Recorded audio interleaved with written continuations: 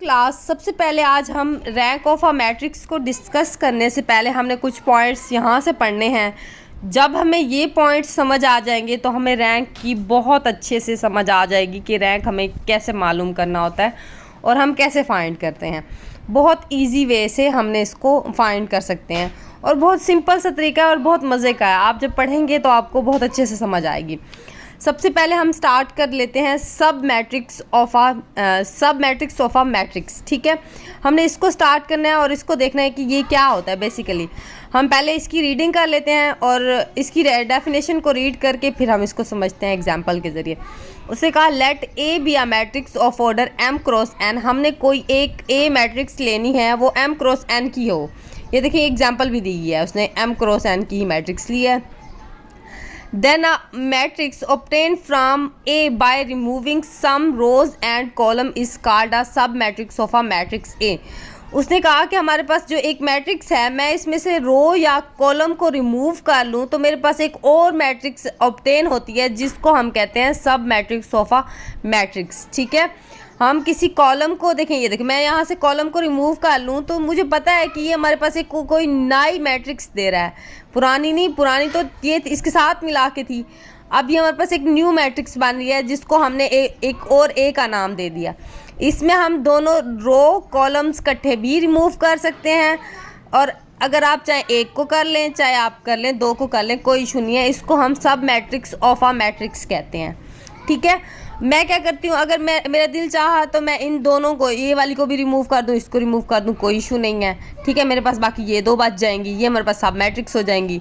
चाहे मैं एक को करना चाहूँ, कहीं से भी करना चाहूँ, कर सकती हूँ। ठीक है, बट एक एलिमेंट, आप यहाँ से एक एलिमेंट रिमूव कर लें, यहाँ से एक एलिमेंट, ऐसा कुछ नहीं होता।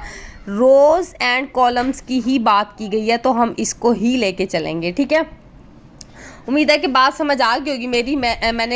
मैं आपको एक दफ़ा एग्जांपल से भी बता देती हूँ। हम कोई 1 2 3, ठीक है, 2 4 3 2 1 एंड 4, इधर से कोई 2 2 2 ले लेती हूँ। आप n क्रॉस n की भी ले सकते हैं, उसमें भी आप रिमूव कर सकते हैं, कोई इशू नहीं है। ठीक है, मैं क्या करती हूँ, इधर से इसको रिमूव कर लेती हूँ, इधर से इसको रिमूव कर लेती हूँ, तो मेरे पास क्या बच जाएगा, 2 2 4 1 3 4 बच जाएगा। ये मेरे पास एक और सब मैट्रिक्स निकल आएगी। ये क्या मेरे पास निकली है, सब मैट्रिक्स निकली है। ये मेरे पास सब मैट्रिक्स निकल गया। अच्छा, अब इसके अंदर हमारे पास बाकी ये सारे एग्जाम्पल हैं और कुछ भी नहीं है इसके अंदर। इसमें हमारे पास जो रिमार्क्स दिया गया है ये बहुत इंपॉर्टेंट है। ये रिमार्क्स हम जो पढ़ेंगे ये आगे काम आएगा हमारे पास। इसमें हमारे पास उसने कहा कि जब भी हम कोई मैट्रिक्स m क्रॉस n की मैट्रिक्स लेंगे, उसको जब हम स्केयर मैट्रिक्स में कन्वर्ट करेंगे तो उसको हम स्केयर सब मैट्रिक्स कहेंगे। फॉर एग्जांपल, मैंने यहाँ से कोई मैट्रिक्स ली, मैं सिर्फ इसको रिमूव करूँगी तो मेरे पास ये क्या m क्रॉस n की मैट्रिक्स बन जाएगी। ये तो अभी m क्रॉस m की है ना, m क्रॉस n की, सॉरी। इसमें मैं इसको रिमूव करूँगी तो 3 कॉलम 3 की मैट्रिक्स बनेगी, मतलब n क्रॉस n की। ये देखिए 3 2 4 3 2 1 4, ये मेरे पास क्या बन गई, n क्रॉस n की। इसको मैं स्केयर सब मैट्रिक्स कहूँगी, इसको स्केयर सब मैट्रिक्स कहूँगी। ठीक है, यहाँ तक तो आपको बात समझ आ गई होगी अच्छे से। अब हम स्टार्ट करते हैं माइनर ऑफ अ मैट्रिक्स। इसको भी पहले मैं रीड करूँगी इसकी डेफिनेशन, फिर इसको समझने की कोशिश करते हैं क्या कह रहा है। उसने कहा let A be a matrix of order m cross n, then the determinant of every square matrix of A is called a minor of A. उसने कहा कि मेरे पास कोई m क्रॉस n की मैट्रिक्स है, मैं उसका डिटर्मिनेंट लेती हूँ of every sub square matrix, मतलब मैंने उस मैट्रिक्स का डिटर्मिनेंट लेना है जो सब स्केयर मैट्रिक्स होगी। सब स्केयर मैट्रिक्स कौन सी थी, अभी बताया था, m क्रॉस n की मैट्रिक्स, और उसका जब डिटर्मिनेंट लेंगे उसको हम r माइनर कहेंगे। उसको बेसिकली माइनर ही कहा जाएगा। उसने आगे फिर जाके उसको वजाहत की कि उसको हम r माइनर क्यों कहेंगे। उसने कहा if the order of the determinant of a square sub square matrix of a is r cross r, then it is denoted by of as r minor. क्योंकि इसका हमारे पास जो ऑर्डर होता है वो r क्रॉस r का होता है, तो हम इसको क्या कहते हैं, r माइनर ही बोल देते हैं। ठीक है, अब देखें मैंने यहाँ से ये बना ली, इसका मैं डिटर्मिनेंट ले रही हूँ, मतलब इसमें कोई एलिमेंट पड़े हैं, इसमें भी एलिमेंट पड़े हैं, तो मैं इसको क्या कह दूँगी, r माइनर कह दूँगी। ठीक है, अब r माइनर में भी एक s माइनर आएगा और एक r माइनर होगा। ये r माइनर तो है अभी फ़िलहाल, इसकी 2 कंडीशंस बनेंगी, वो हम रैंक में देखेंगे, वो अच्छे से वहाँ समझ आएगी। अच्छा आप देखिए इसमें उसने क्या लिया है, ये एग्जांपल लिया, उसने क्या किया फर्स्ट पे क्या किया, थर्ड कॉलम को रिमूव करके उसको स्क्वायर मैट्रिक्स बना लिया, फिर उसके बाद इस वाली को रिमूव करके इन दोनों को रख के इसको स्क्वायर मैट्रिक्स बना दिया, फिर इसको क्या कहा, ये 2 माइनर्स की है। और अब 3 माइनर्स की देखिए, इसने कहा कि 3 माइनर्स की बन रही है, ठीक है। अब हम चलते हैं रैंक ऑफ अ मैट्रिक्स की तरफ। अब मैं इसकी डेफिनेशन रीड करने से पहले मैं आपको इसको अच्छे से समझाना चाहूँगी। ये 2 पॉइंट्स मेन हैं हमारे पास जो हमें बताएंगे ये क्या कह रहे हैं। बेसिकली हमारे पास हमने कहा था कि हमारे पास जो हम सब स्क्वायर मैट्रिक्स का डिटर्मिनेंट लेते हैं, हमारे पास ये देखें, हमारे पास m क्रॉस n की मैट्रिक्स बनी है। अब ये हम रैंक निकालना सीख रहे हैं। जब भी हम हमारे पास इस तरह की मैट्रिक्स आएगी तो हम क्या करेंगे, n क्रॉस n की मैट्रिक्स में तब्दील करेंगे। सबसे पहले हम बड़ा ऑर्डर लेंगे। अब ये हमारे पास क्या थी, 3 क्रॉस 4 की थी ना, तो हमारे पास ये देखिए, ये हमारे पास कॉल रोज़ पहले आती हैं, ठीक है। 4 क्रॉस 3 की है ये, ठीक है। अब ये देखिए मेरे पास कॉलम्स हमारे पास क्या है, 3 है, ठीक है। रोज़ हमारे पास क्या है, 4 आ रही हैं, ठीक है। अब देख लेते हैं, अब हमारे पास क्या है, ये 4 क्रॉस 3 की बन गई है। तो हमने क्या करना है, जो हमारे पास सबसे बड़ा स्क्वायर मैट्रिक्स होगा, स्क्वायर सब मैट्रिक्स होगा, उसको हम निकालेंगे। ये हमारे पास ये बन रहे हैं, बेसिकली ये सब स्क्वायर मैट्रिक्स बन रहे हैं। अब सबसे पहले मैं इनका डिटर्मिनेंट लूँगी। अगर इनका डिटर्मिनेंट 0 के इक्वल आ गया तो वो हमारे पास S माइनर हो जाता है। वो क्या हो जाता है, S माइनर हो जाता है, ठीक है। अगर इसका डिटर्मिनेंट 0 नहीं आता तो मीन्स कि ये मेरे पास R माइनर हो जाता है, ठीक है, R माइनर। अब कंडीशन ये है कि जब भी हमारे पास S माइनर आएगा तो हम क्या करेंगे, उससे ऊपर वाले ऑर्डर का चेक करेंगे। अगर 3 क्रॉस 3 पे उसने 0 दे दिया, 2 क्रॉस 2 पे हम चेक करेंगे। अगर उसने यहाँ पे नॉन ज़ीरो एलिमेंट दे दिया तो मैं कहूँगी इसका रैंक क्या है, इस रैंक को इस तरह से डिनोट करते हैं, इसका रैंक क्या है, 2 आ जाएगा। अगर बेसिकली यहाँ पे उसने नहीं 0 दिया तो मैं क्या कह दूँगी, ये 3 क्रॉस 3 का भी हो सकता है, S माइनर ना भी निकले कोई इशू नहीं है, निकल भी सकता है, ये भी है, और डिपेंड करता है। फिर मैं कहूँगी 3 क्रॉस 3 की है। अगर ये 2 पे भी नहीं हो रहा तो मैं क्या करूँगी, 1 क्रॉस 1 में एक एलिमेंट ही होता है, सिर्फ एक खुद ही, ये वाला एलिमेंट या ये वाला, ये वाला, तो हम कहेंगे इसका रैंक क्या है, 1 के इक्वल आ रहा है। आई होप ये आपको बात समझ आ चुकी होगी। और मैं इसको एक दफ़ा इस तरह से आपको दिखा लेती हूँ। मैंने इसके माइनर्स लिए, ठीक है। अब मैंने इसका डिटर्मिनेंट लिया था यहाँ पे, ठीक है, मैं आपको ये बताती हूँ। अब देखिए मैंने इसका डिटर्मिनेंट लिया, फर्स्ट वाली ने क्या दिया, इस वाली ने 0 दे दिया। हमने सब पे चेक करना होगा, एक ने भी नॉन 0 दे दिया, हमारे पास वही रैंक हो जाएगी बस। इसने भी 0 दे दिया, अब मैंने चेक किया यहाँ पे, इसने यहाँ पे 0 नहीं दिया तो मेरे पास रैंक क्या आई, इसकी 3 आ गई, ठीक है। इसकी रैंक क्या आई, 3 आ गई। अच्छा, चेक हमने सब पे ही करना होता है। अगर एक इसमें अगर नॉन 0 दे देता तो हम आगे वालों को चेक ही ना करते, हम कहते यही है। अच्छा, फॉर एग्जांपल इन सब ने 0 दे दिया तो हम क्या करते, 2 क्रॉस 2 की मैट्रिक्स ले लेते, ठीक है, उस पर चेक कर देते। अगर उस पर एक भी नॉन 0 दे देता डिटर्मिनेंट तो फिर हम उसको रैंक करार दे देते।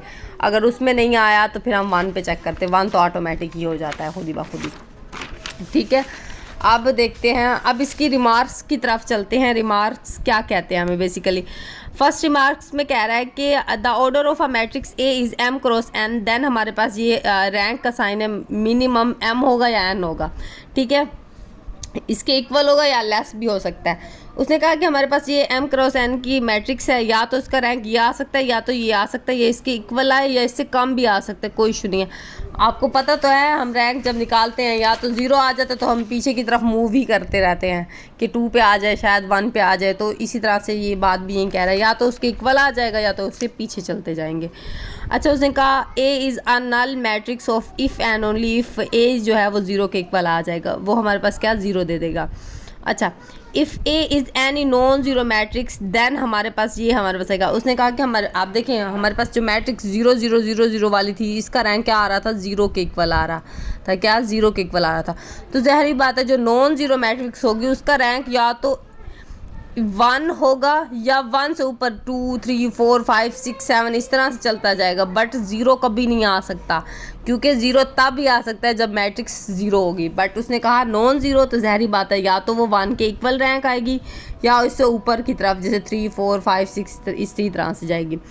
अब इसने कहा रैंक हमारे पास क्या है, बड़ी है R से, ठीक है, मतलब इसके ऑर्डर से बड़ी है।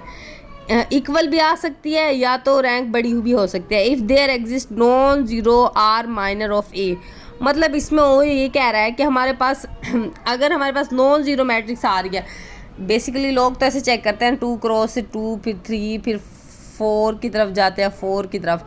हम तो पहले इजी तरीका ढूंढ रहे हैं, पहले 4 पे देख रहे हैं, क्या पता 4 पे नॉन ज़ीरो आ जाए तो हम उसी टाइम कह सकते हैं, क्योंकि हमने हाईएस्ट देखना होता है, सबसे हाईएस्ट ऑर्डर देखना होता है। जो हाईएस्ट ऑर्डर होता है ना, वही हमारे पास उसकी रैंक हो जाती है। अच्छा, तो इसलिए हम सबसे पहले हाईएस्ट पे ही चेक कर ले, अगर उसने नॉन ज़ीरो दे दे तो रैंक हो जाती है हमारे पास। अब बेसिकली उसने ये कहा कि हमारे पास ये या तो ये इसके आर के इक्वल आ जाएगी या इसकी रैंक या तो इससे बड़ी होती जाएगी। पहले हम 2 पे चेक करते हैं, फिर 3 पे चेक करते हैं, अगर इस पे नॉन ज़ीरो दिया फिर अगले पे चेक करते हैं, इस पे चेक करते हैं, फिर इस पे अगर इसने ये वाला दे दिया नॉन ज़ीरो तो हमारे पास या तो रैंक इक्वल हो जाएगी या तो इससे बढ़ती जाएगी, हम चेक करते जाएंगे। ठीक है, इसी तरह से उसने इस रिमार्क में ये बात की। अच्छा, for any square matrix A of order n, then उसने कहा कि हमारे पास इफ़ एंड ओनली इफ की कंडीशन लगाई कि रैंक इक्वल तब होगी ऑर्डर के अगर ये एन क्रॉस एन की मैट्रिक्स है। फॉर एग्जांपल इसके अंदर एलिमेंट्स पड़े हैं, तो मैं कहूँगी रैंक तब ही इक्वल आ सकती है जब मैं इसका डिटर्मिनेंट चेक करूँगी कि ये नॉन सिंगुलर दे रहा है। नॉन सिंगुलर कौन सा? जिसका डिटर्मिनेंट नॉन ज़ीरो होता है, उसकी रैंक क्या हो जाती है? एक एन के इक्वल आ जाती है, मतलब इसके ऑर्डर के इक्वल आ जाती है। अच्छा, सेकंड कंडीशन में उसने कहा कि रैंक लेस देन तब होगी जब हमारे पास यहाँ नॉन सिंगुलर सिंगुलर आ जाएगा, मतलब इसका डिटर्मिनेंट ज़ीरो हो जाएगा, तो ये सिंगुलर मैट्रिक्स हो जाएगी। ठीक है, अब लास्ट वाली कंडीशन में उसने कहा कि ये इसी तरह से है।